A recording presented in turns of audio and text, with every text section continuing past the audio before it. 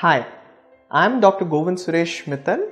I'm a dermatologist, dermatosurgeon and dermatotachologist at Heller Skin, Hair and Lifestyle Clinic.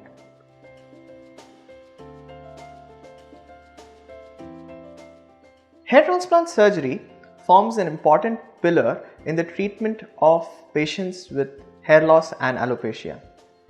Now, while this form of treatment has existed around the globe for more than 40 years, there have been regular improvements in the way hair transplant surgery was practiced, and there's a vast difference in what is done now.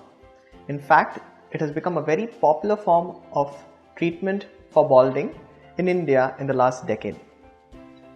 Now, at Heller, hair transplant surgery is practiced in a very unique way or a different way. First of all, I would want any patient who comes for treatment of alopecia or for hair transplant surgery to understand whether or not he needs hair transplant surgery. First, we have to understand what we can expect out of hair transplant surgery and how to go about treatment of balding. Hair transplant surgery is a very important surgery which helps in restoring one's youthful, natural look and probably reduces one's age by probably a decade or more, depending as to how severe balding was. Now, hair transplantation has two basic techniques in which it can be practiced.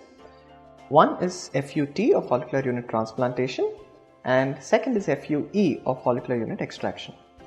Now, here at Heller, I believe in streamlining or tailoring a particular procedure according to the needs of the patient, making sure he understands what is FUT and what is FUE and which procedure suits his kind of scalp, head shape and hair type the best, and based on what kind of hairstyle the patient wants to keep later. It is also important to understand that hair transplantation is importantly and commonly a treatment for patterned hair loss, and hair transplantation might not be the ultimate cure for the process of hair loss, and that the patient has to be on regular medications even after the surgery so as to support the growth of the transplanted hair, which are almost semi-permanent.